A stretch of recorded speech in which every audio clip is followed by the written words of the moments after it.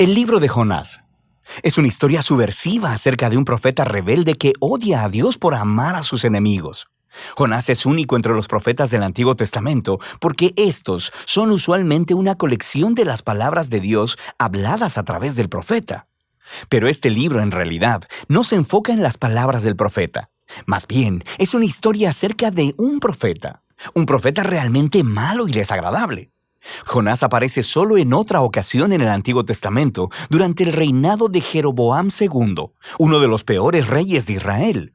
Y Jonás profetizó a su favor, prometiéndole que ganaría una batalla y tendría de vuelta todo su territorio en la frontera norte de Israel. Ahora, es importante saber que el profeta Amós también confrontó a Jeroboam y a través de él, Dios específicamente revirtió la profecía de Jonás, prometiendo que Jeroboam perdería esos mismos territorios porque era muy malvado. Así que antes de siquiera iniciar la historia, sospechamos del carácter de Jonás.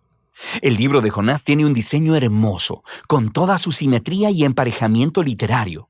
Así que tienes los capítulos 1 y 3 contando la historia del encuentro de Jonás con personas que no son israelitas. Primero con unos marineros y luego con los odiados enemigos de Jonás, los ninivitas.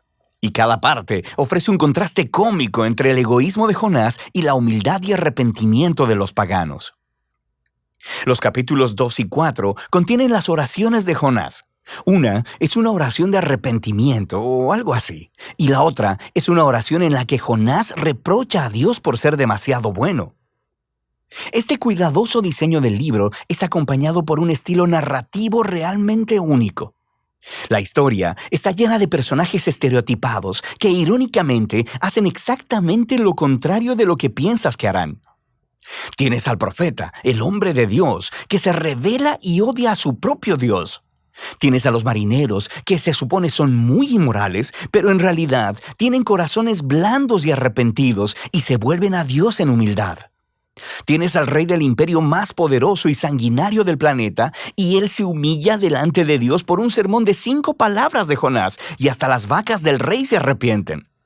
Esta clase de historia encaja con lo que hoy llamaríamos una sátira. Estas son historias sobre figuras bien conocidas que son colocadas en circunstancias extremas y utilizan el humor y la ironía para criticar su estupidez y defectos de carácter. Profundicemos y veremos cómo todas las piezas encajan juntas. La historia inicia con Dios comisionando a Jonás para ir a predicar contra la maldad y la injusticia en Nínive, la ciudad capital del imperio asirio, el amargo enemigo de Israel.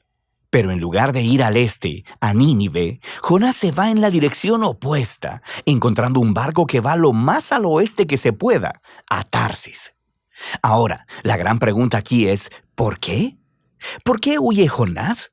¿Tiene miedo? ¿Le caen mal los ninivitas? Todavía no se nos dice. Así que el hombre de Dios intenta huir de Dios y aborda un barco lleno de marineros paganos. Entra en la nave y se queda dormido. Así que Dios envía una gran tormenta para despertar a su profeta, mientras, irónicamente, los sinceros marineros están completamente despiertos a todo lo que está sucediendo. Ellos pueden discernir que un poder divino está obrando aquí. Ellos echan suertes y descubren que Jonás es el culpable. Así que le piden que se explique, y Jonás escupe un montón de habladurías religiosas. Él dice, sí, soy hebreo y adoro al Señor, al Dios que hizo el mar y la tierra. Es una broma, ¿verdad? Dios hizo el mar y la tierra, claro que sí. ¿Y Jonás es tan tonto como para huir de este Dios subiéndose a un barco? Y cuando los marineros le preguntaron a Jonás qué es lo que deberían hacer, él les dice, mátenme lanzándome por la borda. Lo que parece muy noble al principio, hasta que te das cuenta que esto podría ser lo más egoísta que ha hecho hasta ahora. Quiero decir, ¿qué mejor forma de evitar ir a Nínive? Así que pone su sangre en las manos de estos marineros inocentes al tratar de obligarlos a matarlo. Y ellos se resisten, por supuesto, y se arrepienten delante de Dios incluso mientras lo arrojan. La tormenta se apacigua y ellos terminan temiendo al Dios de Israel. Y a diferencia de Jonás, ellos realmente adoran a Dios. Pero Dios frustra los planes de Jonás para escapar de Nínive. Mientras Jonás se hunde, Dios provee una extraña tumba acuática para él, el estómago de un gran pez. Ahora, por supuesto, en circunstancias normales esto sería la muerte segura, Pero en esta historia todo está de cabeza. Así que la muerte submarina de Jonás se convierte en su camino de vuelta a la vida. Atrapado en el estómago de esta bestia, Jonás eleva una oración donde técnicamente nunca dice que lo siente, pero sí agradece a Dios por no abandonarlo y promete que obedecerá a Dios a partir de ese momento, no importa lo que pase. Y la respuesta de Dios es algo cómica. La ballena vomita a Jonás en la tierra seca. Así que una vez más, Dios envía a Jonás a predicar en Nínive y Jonás obedece. Se nos dice que Nínive era una ciudad gigantesca. Tomaría varios días caminar a través de ella. Así que Jonás tiene solo un día y aquí está su mensaje. En 40 días, Nínive será arrasada. Esas son 5 palabras en hebreo. Este sermón es muy corto y también algo extraño. Quiero decir, mira lo que le falta. No se menciona lo que los ninivitas han hecho mal, ni lo que deben hacer o cómo deben responder. No hay mención de quién los destruirá, y lo más notable, no se menciona a Dios. ¿Qué está pasando aquí? ¿Está Jonás intencionalmente dando la mínima cantidad de información? Es como si él estuviera intentando sabotear su propio mensaje o asegurar la destrucción de los ninivitas. Jonás no está haciendo ningún esfuerzo.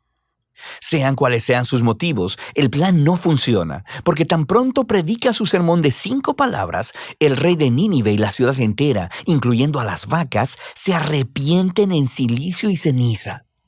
Así que, por segunda vez, esos paganos malvados muestran que son más sensibles que el mismo profeta de Dios. De manera que Dios perdona a los ninivitas y no destruye la ciudad. Ahora, aquí tenemos la parte brillante de la historia. La última palabra del breve sermón de Jonás, arrasada, significa allanada, y puede referirse a una ciudad siendo arrasada o destruida como Sodoma y Gomorra, pero también puede usarse para referirse a algo siendo transformado, cambiado en su opuesto. Así que, cómicamente, las palabras de Jonás se vuelven realidad, pero no de la manera en que él esperaba. Nínive sí fue arrasada, conforme los enemigos de Jonás se arrepienten y encuentran la misericordia de Dios. El capítulo final une todas las piezas. Jonás está completamente enojado y eleva su segunda oración. Primero le dice a Dios la razón por la que huyó en el capítulo 1. No fue porque tuviera miedo, más bien fue porque él sabía que Dios era muy misericordioso. Y esto es genial. Jonás cita la propia descripción de Dios de sí mismo del libro de Éxodo y se la echa en cara a Dios como un insulto. Él dice que sabía que Dios es compasivo y que encontraría alguna manera de perdonar a esos horribles ninivitas. Puedes oír el disgusto en la voz de Jonás. Después, Jonás interrumpe la conversación y ora porque Dios lo mate ahí mismo. Él prefiere morir antes que vivir con un Dios que perdona a sus enemigos.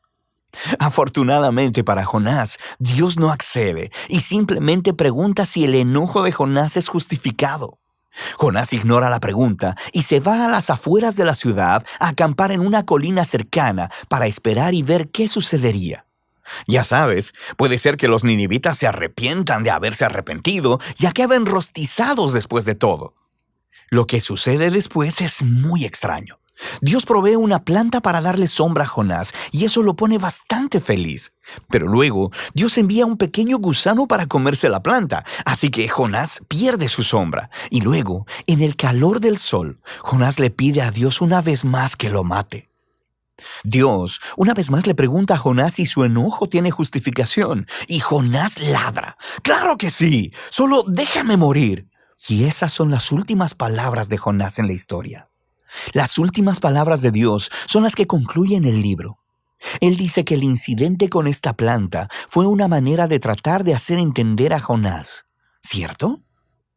Jonás se preocupó y se puso sentimental por esta planta que solo disfrutó por un día.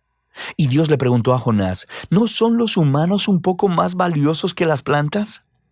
Quiero decir, ¿no está bien que Dios pueda sentir la misma clase de emoción y preocupación por la ciudad de Nínive, que está llena de miles de personas quienes se han extraviado del camino y también por sus vacas? Y así es como termina el libro, con Dios pidiéndole a Jonás permiso de mostrar misericordia a sus enemigos. ¿Y cuál es la respuesta de Jonás? La historia no lo dice, porque ese no es el punto. El punto es que el libro quiere incomodarte. Y las preguntas de Dios en realidad son dirigidas a ti, el lector. ¿Te parece bien el hecho de que Dios ame a tu enemigo?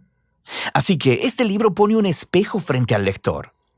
En Jonás vemos aumentadas las peores partes de nuestro propio carácter que deberían generar humildad y gratitud porque Dios ama a sus enemigos y porque soporta al Jonás que hay en nosotros. Así que esta extraña historia se convierte en un mensaje de las buenas nuevas sobre la grandeza de la misericordia de Dios, lo cual debe retarnos hasta lo más profundo. Y ese es el libro de Jonás.